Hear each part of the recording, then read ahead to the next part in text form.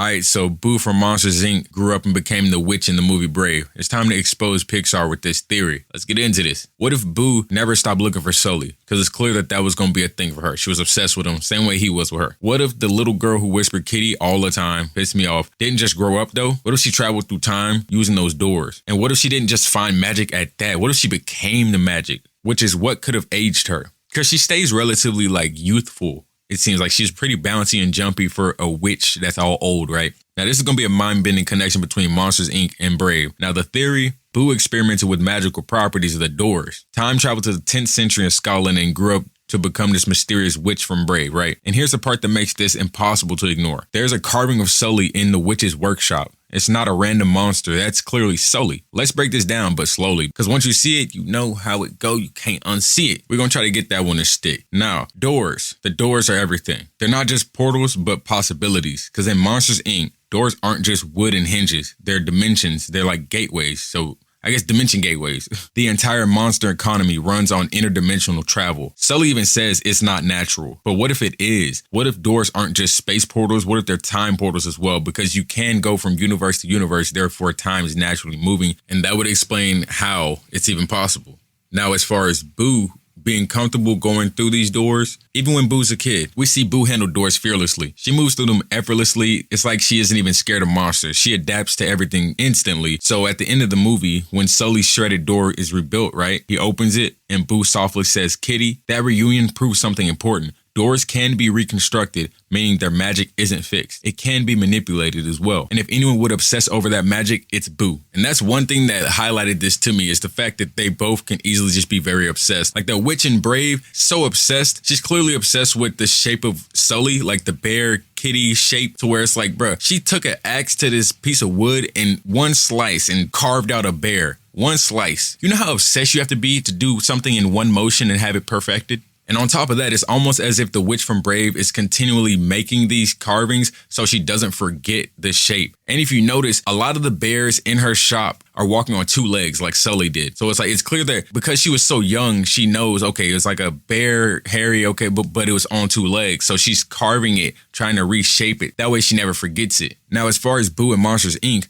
Boo isn't a normal toddler character. She's curious, fearless, inventive. She reverse engineers monsters' behavior in real time. She laughs instead of screams. Like, think about that. She isn't even overwhelmed by the impossible. So, of course, if she grows up and has this ambition still, she's gonna go for the impossible, even if it seems impossible. That kind of adaptability hints at something way deeper. It's like a mind wired for discovery. Now, imagine Boo growing up, knowing monsters are real, knowing doors can bend reality, knowing her best friend exists in another dimension. Do you think she'd just move on? Or would she dedicate her life to finding him again? That kind of obsession becomes purpose, and purpose becomes experimentation, which is essentially what she does in general in Brave as a witch. Now let's jump to the movie Brave, right? In the forest of ancient Scotland, we meet the witch. She lives in isolation, surrounded by carved wood, enchanted doors, and strange magic. In her workshop, there's a wooden carving of Sully. Why would a medieval Scottish witch carve a blue monster with purple spots? Not just any monster, James P. Sullivan, W. That's not coincidence, it's literally memory. Pixar doesn't place Easter eggs randomly. They layer meaning like threads in a tapestry, and this one feels deliberate. In Brave, the witch disappears through wooden doorways carved into trees. Does that sound familiar, my family? Doors again.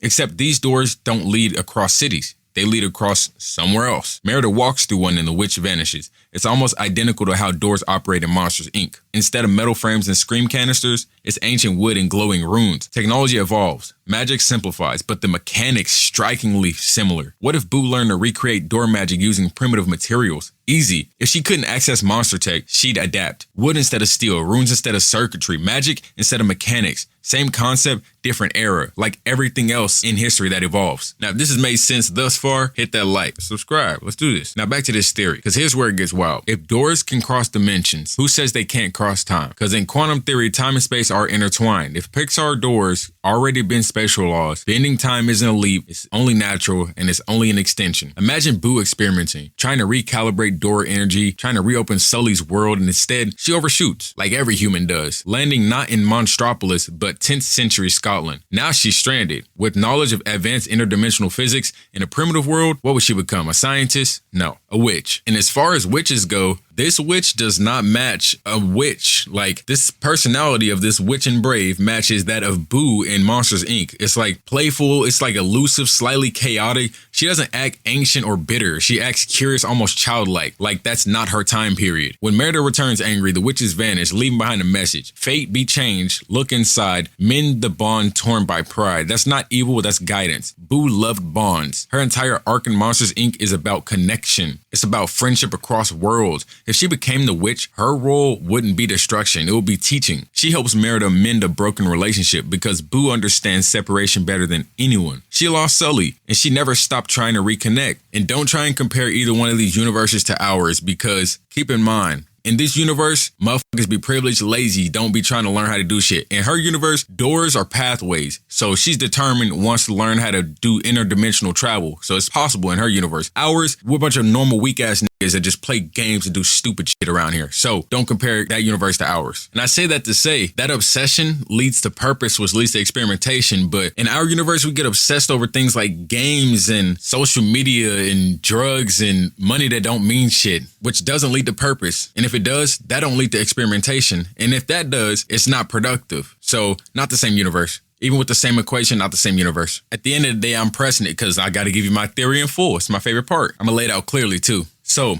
Boo grows up remembering Monstropolis and Sully very vaguely. She studies door mechanics, determined to reopen a portal. While experimenting with interdimensional energy, she accidentally time travels instead of dimension travels. She lands in a 10th century Scotland. Stranded, she adapts her knowledge into what the era interprets as magic. She carves doors into wood, recreating portal technology using primitive materials. She keeps a carving of Sully as a reminder of who she's trying to return to. Over time, she becomes the legendary witch seen in Brave. Her guidance of Merida mirrors her lifelong belief in repairing broken bonds. Just as she hopes to repair the bond between her and Sully, Boo didn't disappear. She transcended. Now, I want to start with the big question. How does a toddler grow up to manipulate interdimensional door energy? But I think it's fairly simple, because she already saw it work, right? In Monsters, Inc., Boo witnesses something no human ever has. An entire industrial system powered by dimensional portals. She doesn't just peek through a door, she travels through dozens of them. So she sees the mechanics, the metal tracks, the energy surges, the scream canisters, the way doors activate and deactivate. And again, this is a different dimension, so in their world, time could have been moving differently to where she was taking in a lot more information as a younger Boo. Now imagine Boo at 8 years old, still remembering Sully, still remembering the door vault. You think she forgets that? Not a chance. Children who experience something impossible often fixate on it. It becomes the mystery that defines them. Maybe she studies physics, quantum theory. Maybe she becomes obsessed with liminal spaces, thresholds, portals,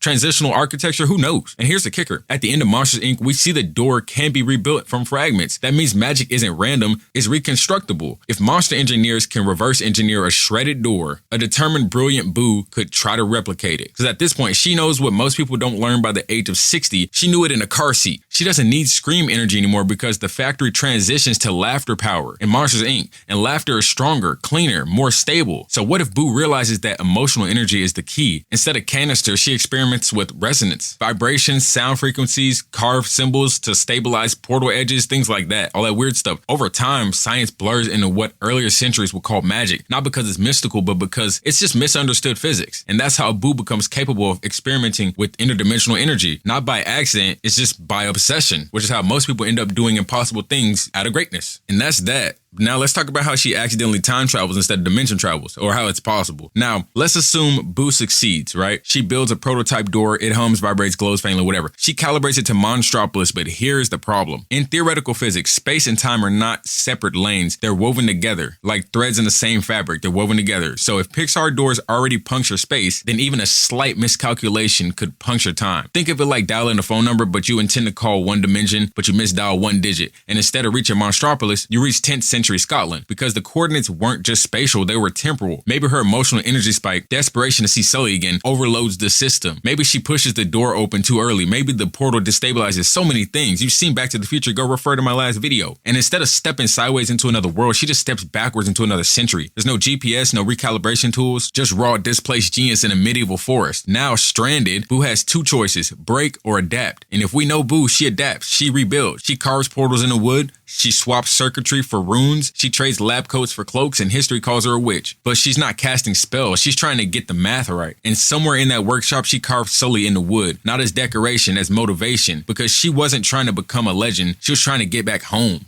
All in all, at the end of Monsters Inc., when Sully opens the rebuilt door and Boo says Kitty, it's all soft, gentle, and hopeful-like, imagine centuries later. A wooden door creaking open in a Scottish forest, magic shimmering, a witch stepping through, still searching. Pixar's stories are just about family, time, connection. And if this theory is true, then somewhere in that enchanted forest, every carved door isn't just magic, it's a promise that no matter the century, she's still trying to get back to her friend. If this blew your mind, stay with me. Hit that subscribe. Like it, because next time we're gonna pull another thread in this Pixar universe. I'm telling you, we already hit Cars, boy. I might hit Toy Story, see what's up. And trust me, it all connects. Stay smooth.